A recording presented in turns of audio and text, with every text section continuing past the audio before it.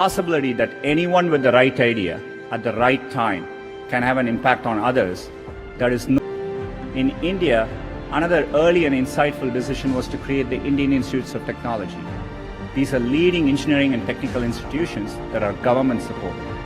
I still vividly remember as a teenager for 24 hours to attend my school at IIT Kharagpur, and that opportunity changed the course of my life. These institutions over many decades. हाँ दोस्तों, हमें पता है कि हम internet पर दिखाई गई हर चीज पर विश्वास नहीं करते, लेकिन हमारी टेक्स्ट बुक्स का क्या, जो हमें बचपन से रटाई जा रही है। जी हाँ दोस्तों, बचपन से रटी रटाई चीजें भी कभी कभार गलत साबित हो जाती हैं। फिर चाहे वो ग्रेट वॉल ऑफ चाइना का स्पेस से दिखना हो या फिर जीनियस अल्बर्ट आइंस्टीन का स्कूल में मैथ में फेल हो जाना।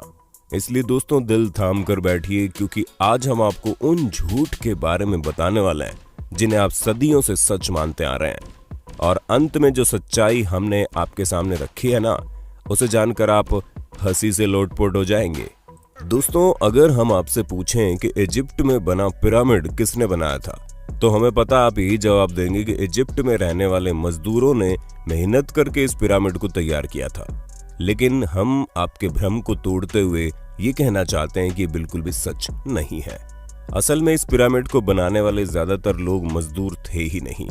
जी हाँ, इस पिरामिड को बनाने के लिए एंशिएंट इजिप्ट की अच्छी खासी पॉपुलेशन ने अपना बढ़ चढ़कर योगदान दिया था, जहां करीब 85 सालों तक, जिसमें 2589 बीसी से लेकर 2504 बीसी का समय लगा।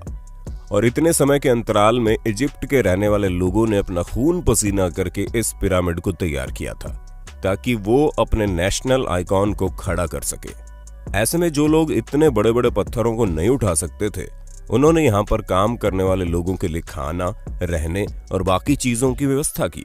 यानी कि हर इंसान ने अपने लेवल का काम किया, जिसमें कुछ लोग सिक्योरिटी के लिए काम करते थे, तो कुछ लोग भारी भरकम पत्थरों को जुटाने के लिए दूर दराज इलाकों में चले जाते थे, ताकि वो अपने नेशनल आइकॉन को खड़ा कर सके। ऐसे में दोस्तों उनकी मेहनत रंग लाई और ये पिरामिड वाकई में दुनिया भर में जाना जाता है। चलिए दोस्तों, अब आपके सबसे फेवरेट माइकल जैक्सन की बात करते हैं, क्योंकि इस बात से कोई इनकार नहीं कर सकता कि माइकल जैक्सन ने पॉप म्यूजिक में एक अलग ही मुकाम हासिल किया था, जहां ये सिंगर के साथ साथ एक बेहतरीन डांसर भी थे और इनके डांस मूव तो वाकई माशाल्लाह थे। ऐसे में उनका मून वॉक करने का जो स्टाइल था वो लोगों में बड़ा फेमस हुआ। पर अफसोस दोस्तों, आपको ये जानकर हैरानी होगी कि इस मून वॉक को माइकल जैक्सन ने इवेंट नहीं किया था। हालांकि उन्होंने इसे सबसे पहले 1983 में परफॉर्म किया था। पर दोस्तों असल में माइकल जैक्सन ने ये मून वॉक कैस्पर कैंडिडेट और कूली जैक्सन से सीखा था, जिन्होंने 1970 में इसे परफॉर्म कर दिया था।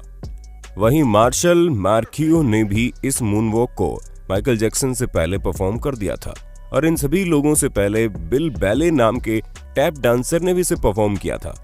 ऐसे में ये बता पाना मुश्किल है कि इस मून वॉक को किसने इन्वेंट किया, लेकिन वो शख्स माइकल जैक्सन तो नहीं है। अब आप एक और सिर घुमा देने वाली बात सुनिए, क्योंकि आप लोगों ने कार्बन डेटिंग का नाम तो सुना ही होगा। अरे नहीं दोस्तों, ये टिंडर में राइट लेफ्ट स्वाइप करने वाली डेटिंग नहीं है, बल्कि एक ऐसा मेथड है जिसके जरिए एटमॉस्फेयर में कार्बन डाइऑक्साइड के चेंज होने पर चीजों की असली उम्र बताई जा सकती है। ऐसे में आर्कियोलॉजिस्ट कार्बन डेटिंग का इस्तेमाल करके ये पता लगाते हैं कि उनके द्वारा खोजी गई चीजें कितनी पुरानी है, और इसी वजह से हम भी आपको जितनी भी चीजों की जानकारी देते हैं, उनकी उम्र कार्बन डेटिंग के हिसाब से ही होती है।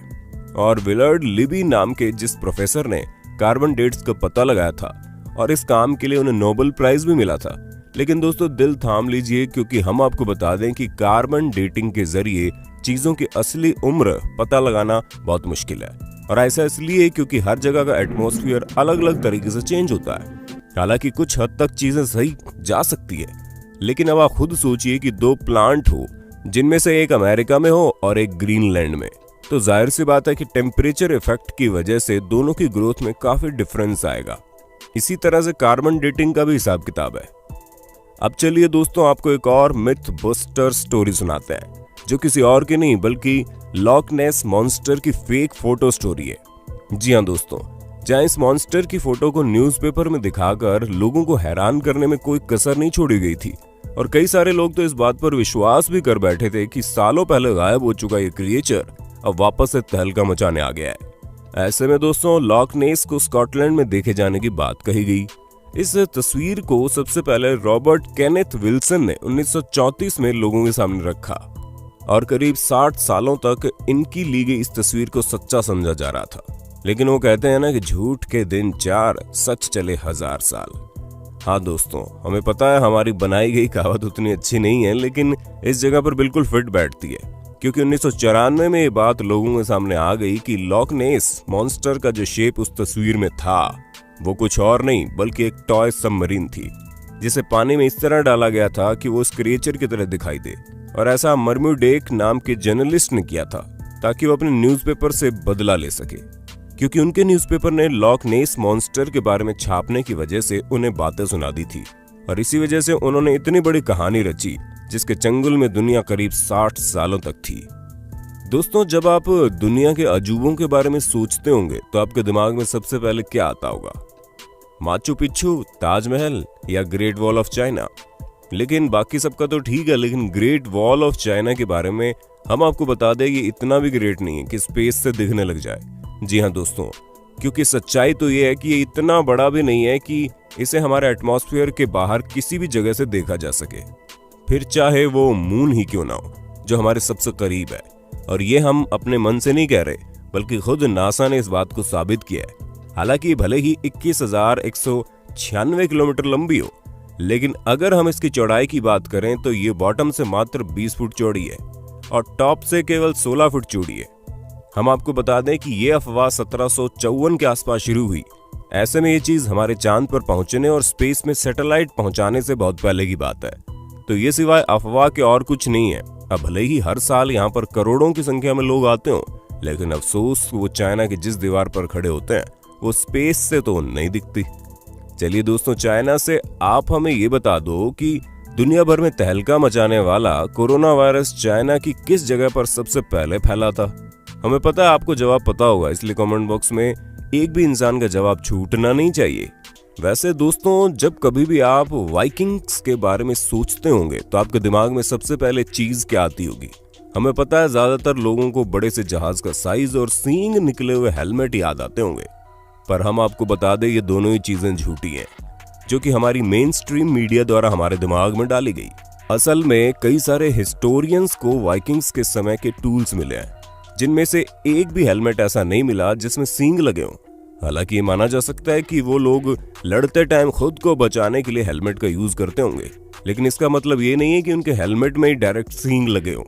दोस्तों, ये जो अफवाह है ये तब से फैलनी शुरू हुई जब गुस्ताव मालस्ट्रोम नाम के आर्टिस्ट ने अपने आर्ट में वाइकिंग्स के हेलमेट में सींग लगा दिए, और तभी से लोग ये समझने लगे कि उनके हेलमेट में सींग होते थे, जबकि ऐसा कुछ भी नहीं है। तो दोस्तों, हमें पूरी उम्मीद है आपको अपने होस्ट और दोस्त सैम की वीडियो में मजा आ रहा होगा। अगर हाँ तो साथ ही वीडियो को लाइक करते चलिए ताकि हम फ्यूचर में भी इसी तरह की इंटरेस्टिंग वीडियोस लाते रहें। दोस्तों, अब हम आपके दिमाग की सबसे बड़ी उपज को दूर करते हैं, क्योंकि कई सारे लोगों को ये सिखाया जाता है कि अल्बर्ट आइंस्टीन जो कि इतने बड़े जीनियस थे, वो हाई स्कूल में बेसिक मैथ की वजह से फेल हो गए थे। तो दोस्तों, ये बिल्कुल गलत है। जी हाँ, ऐसा कुछ भी नहीं है, बल्कि आइंस्टीन तो उल्टा मैथ के जीनियस थे, जहां मात्र 15 साल की उम्र में उन्होंने मैथ में अपनी बहुत अच्छी पकड़ बना ली थी। अब दोस्तों, जाहिर सी बात है, जो शख्स फिजिक्स की दुनिया में इतनी बड़ी उपलब्धियां पाया हो, उसे बेसिक मैथ ना आती हो, वो भी हाई स्कूल के समय में, ये चीज थोड़ी सी खटकती है। पर हमें तो बुरा उन लोगों के लिए लगता है जो ये सोचते हैं कि उन्हें मैथ नहीं आएगी, फिर भी वो साइंटिस्ट बन जाएंगे। अरे दोस्तों, साइंटिस्ट बनने के लिए मैथ भी जरूरी है, ठीक उसी तरह जिस तरह सिंगर बनने के लिए अच्छा गाना जरूरी है, और डांसर बनने के लिए अच्छे मूव्स करने जरूरी हैं, क्योंकि ये सभी चीजें बेसिक्स हैं। दोस्तों, हमें पता है आपको इस बारे में कुछ भी पता नहीं होगा, लेकिन हम आपको बता दें कि 19वीं सदी के मध्य में अमेरिका में एक बहुत बड़ी अफवाह चली थी, जहां पर सिगरेट बेचने वाली कंपनियां एडवर्टीजमेंट में कहती थीं कि सिगरेट सेहत के लिए अच्छी होती है। जी हाँ दोस्तों, हैरान मत होइए, एक्चुअल में ऐसा होता था क्योंकि कुछ कंपनियां ये तक कहती थी कि डेंटिस्ट खुद लोगों को सिगरेट पीने की सलाह देते हैं और ये सेहत के लिए बहुत अच्छी होती हैं, जिससे टेंशन वगैरह भी कम होता है। और इस तरह के कई सारे एड कैंपेन उस समय चल रहे थे, जिसकी वजह से अमेरिका के करीब 45% लोग सिगरेट की लत लगा चुके थे। हालांकि अभी भी अमेरिका में सिगरेट पीने वालों की कोई कमी नहीं है, लेकिन उस समय पूरे 45% लोग सिगरेट पीते थे, यानी कि करीब 7 करोड़ लोग तो केवल सिगरेट ही पिया करते थे। वो तो बाद में पता चला कि ये सेहत के लिए हानिकारक है, जिससे भगवान आपको अपने पास जल्दी बुला लेते हैं, और इसी वजह से लोगों ने मरने के डर के कारण सिगरेट को टाटा बाय बाय कहना जरूरी समझा। पर शायद अभी भी कुछ लोग इस बात को नहीं समझते हैं। दोस्तों, आज के लिए बस इतना ही। उम्मीद है आपको हमारी वीडियो पसंद आई होगी। अगर हाँ, तो इस वीडियो के बारे में हमें कमेंट करके जरूर बताना, और ऐसे इंटरेस्टिंग वीडियोस लगातार देखने के लिए हमारे चैनल को लाइक, शेयर और सब्सक्राइब करना बिल्कुल ना भूलें। धन्यवाद।